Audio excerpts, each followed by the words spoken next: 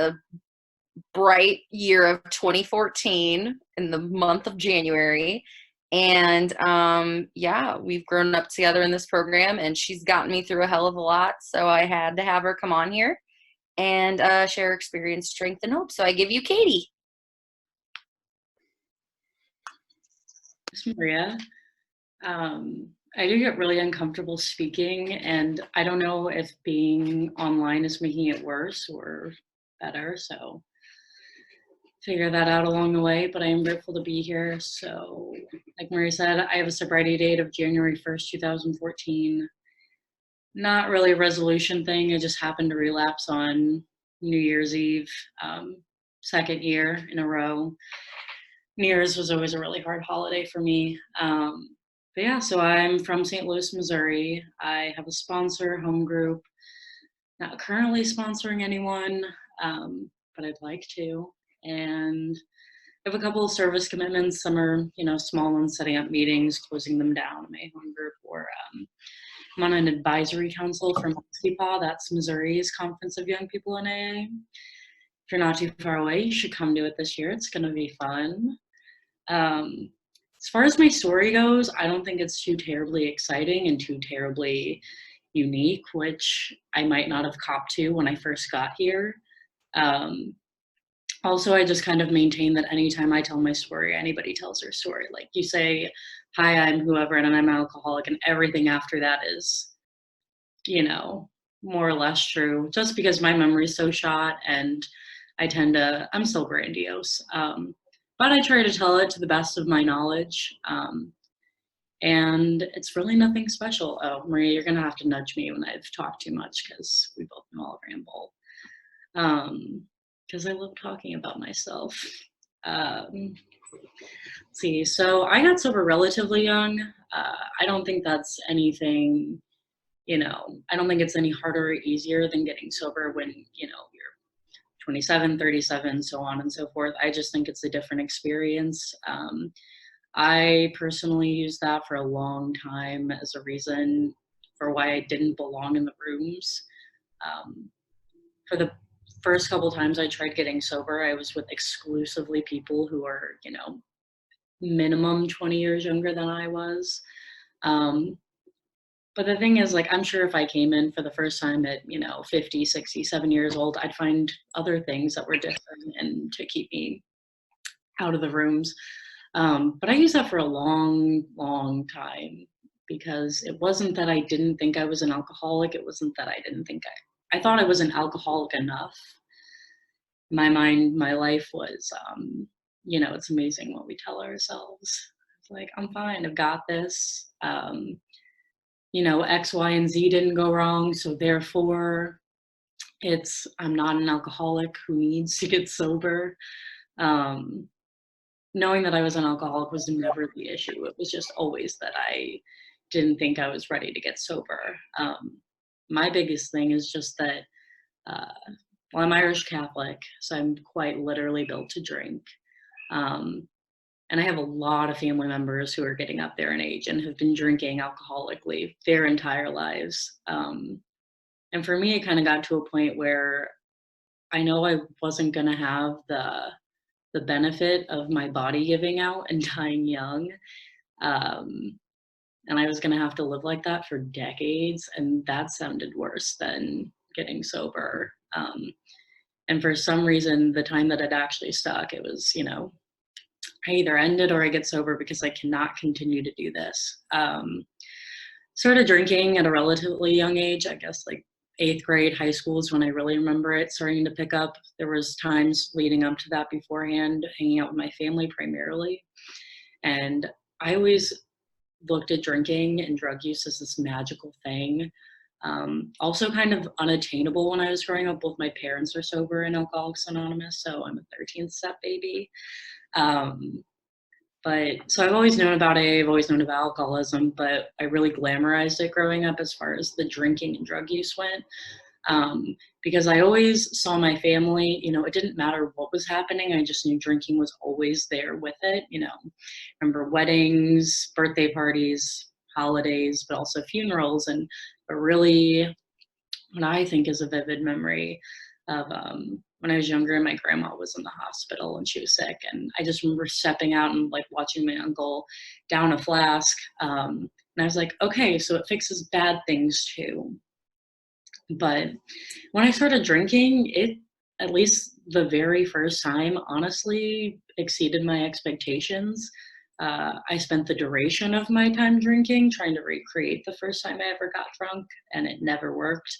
Um, Same thing with drugs. It never was the same. But damn it if I wasn't gonna try. Um, Nothing terrible happened right off the bat, which I think I took as a green light of like, I don't know what my parents are talking about. Drinking is great. Uh, but it did progress, I would say, quickly, considering, um, you know, I don't think when you're, for me, when I was in high school, I didn't have a ridiculous load of responsibility. So those tangible consequences that I thought categorized me as an alcoholic, I didn't really have those. I didn't have a spouse. I didn't have a career job.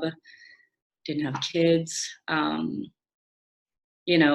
things that I was responsible for, the very, small things teenagers have to actually take care of, I couldn't even do those. And for me, I definitely hit a lot more of an emotional bottom. Because I didn't really have a lot to take care of. But the things that I did have to take care of, I couldn't take care of. Like technically I was kicked out of school and I accidentally got let back in. And I just managed to coast past those consequences, which didn't help me get here any sooner. But it was more so what was happening with the relationships in my life, and what was going on in my head. And I was fucking miserable. Should I curse? I can't curse. I don't know. You never know these days.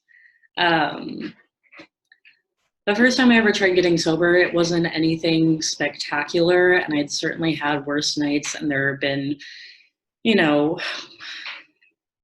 more disastrous hangovers and terrible morning afters. But it was really just that I had got drunk with my family because my friends had ostracized me because I was too much for them, which I took offense to.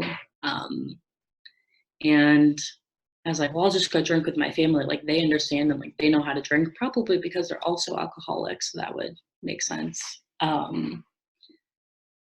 But it wasn't anything like super fiery. My aunt just, I came to in the morning and she told me all the things I had done and said. And, she just made me look in a mirror, like physically look in a mirror and, go, is this how you want to live your life? And at that point I was pretty tired. And I thought I was ready to get sober. And I told my dad, I was like, hey, I think it's time to go to a meeting. He goes, yeah, I figured. So I guess everyone kind of realized it before I did. But the first couple times I ever tried, it wasn't so much that I was ready and I was, I wanted to get better. It was just to, bide my time a little bit and get people off my back. I was like, no, I'll just like get my head on right. And, but I went to an older meeting every Sunday from December 2012 to like August of 2013. Every single Sunday I would go to this meeting and it was a ton of old timers and no one was talking about drugs. And in my mind, I was like, wow, it's Alcoholics Anonymous. So I did claim 8 months of sober time while actively doing drugs, which I don't recommend. It's a very painful place to be in, because I knew I was being dishonest, but there's the world, and then I throw my garbage on it, my garbage perspective, to manipulate things to how I want them to be. I ended up relapsing, like drinking, relapsing. I wasn't really sober in the first place, but in my mind, went to a young people's meeting for a couple of months and got a sponsor and started working the steps. And at that point, it was really just more people pleasing than anything, rather than actually trying to do this honestly. Sorry, I'm just watching my time. But the time that I actually got sober, I was a junior in high school, 17 years old. It was winter break. And I had been physically sober for 4 months, but I was definitely dry at that point. And I had an option to go to an AA dance or hang out with my friends in a basement, which I knew what happened when I chose the basement. Um, and I went in thinking like, I'm sure it'll be fine. I've been sober for 4 months. I've got this. Um, and it wasn't even really like a conscious thought of like when I had the option to use, it was just kind of like reflex because I didn't have that defense that I had heard people talk about a lot. I just didn't understand it. Um, couldn't really conceptualize it because I was still so sick at that point. Um, and my last use, not really exciting. It like midnight hit, it was New Year's Eve, and I was sitting alone in my car in a Jack in the Box parking lot, sobbing.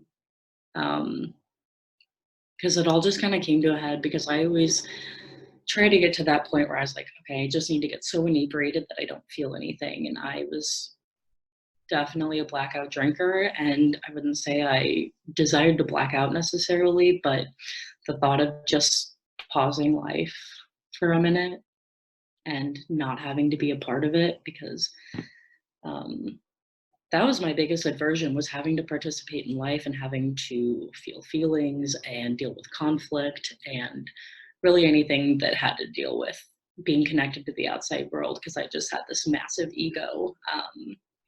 And I didn't realize I had an ego because I was like, no, I fucking hate myself. I'm a trash can. I can't have an ego.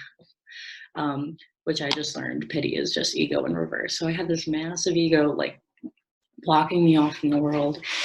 And for some reason that I just had that small window, and I was like, I should probably do something about this. And I went to sleep and I woke up the next morning. I'm like, I'm fine. I was being dramatic, like everything will be okay. But the day kept going on and I started feeling worse, and just I don't really have a good explanation, and I don't know the why of a lot of things as far as before getting sober goes, after getting sober goes. I know that what happened got me here, and I know I stay here because it works, but as far as having an explanation, your guess is as good as mine. But I did go to a meeting that night. It was New Year's Day of 2014, and I wasn't going to say anything. My plan was to slink in the back and, kind of pull the hood over my head and just go unnoticed. And someone called me out and was like, hey, how are you doing? I was like, I'm great. And I asked again because I knew better, and I got honest. So when the meeting started and they asked if this was their first meeting since their last drink, and I raised my hand and I said, hi, I'm Katie, I'm an alcoholic. It was the most honest thing I'd done in a really long time. And it wasn't that like crazy or significant. I didn't like have this huge coming to like God moment. It was just kind of like a really exhausted admission of like, I can't, like I said, like this isn't gonna work anymore.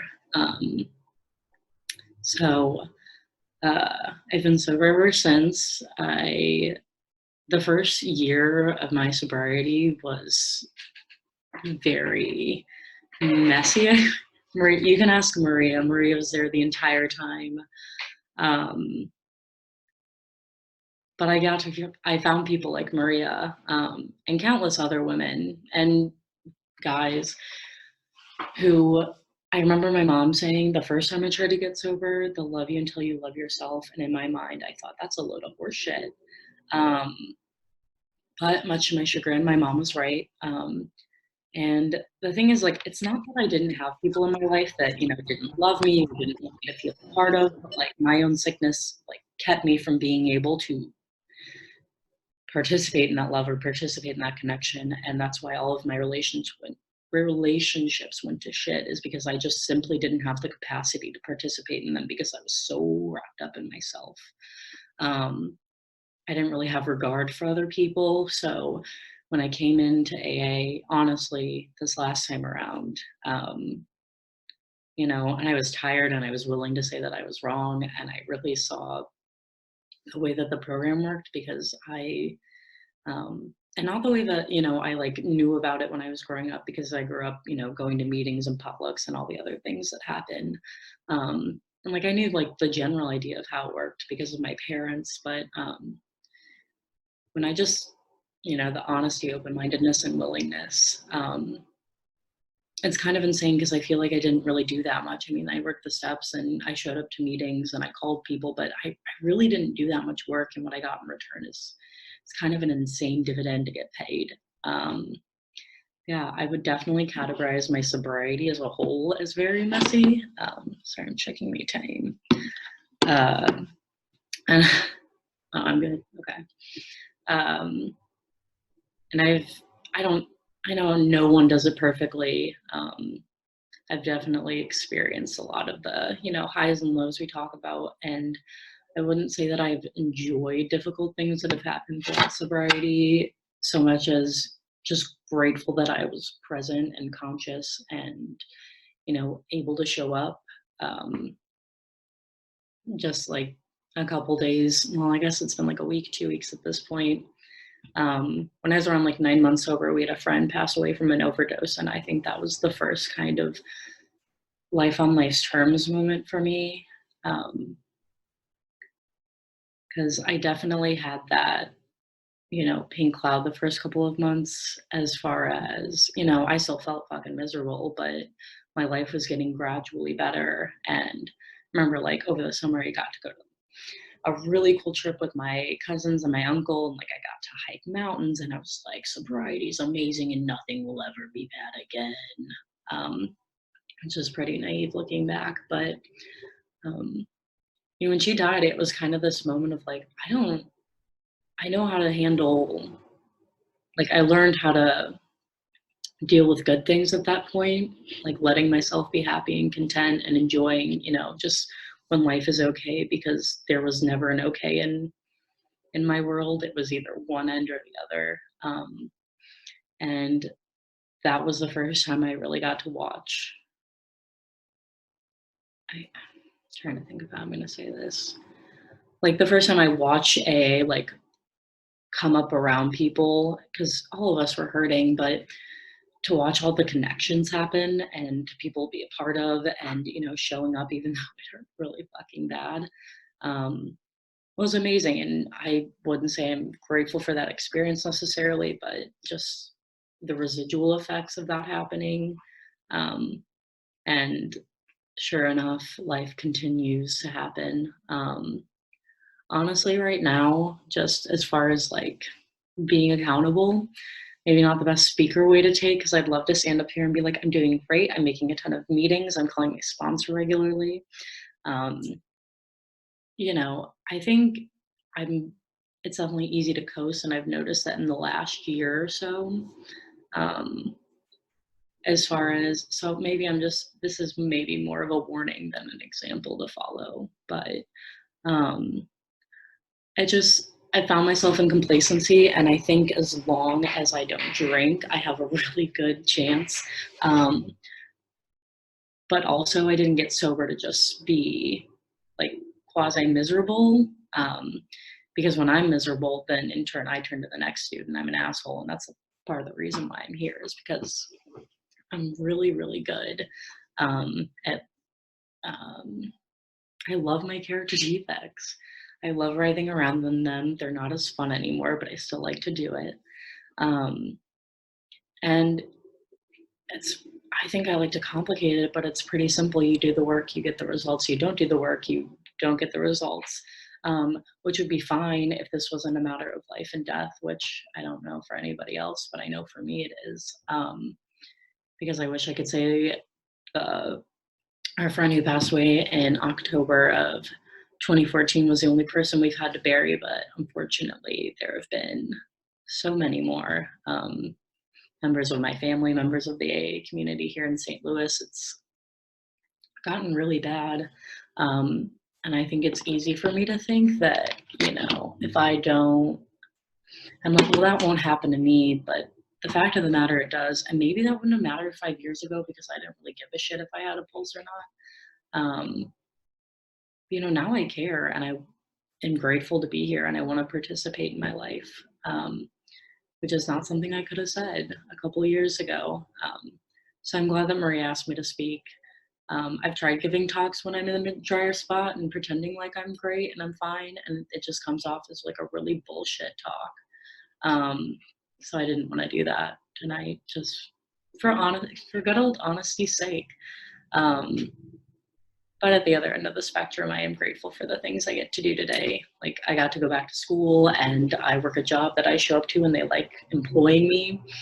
And I have beautiful friends like Maria, and I get to go do cool things like got to go to the UK recently, and I got to see the tombstone from that Bill talks about. He wasn't making it up. So I don't know. I feel like at this point now I'm rambling and I'm probably getting near the end of my time. So I'm grateful for my seat in my own living room, and that's all I have.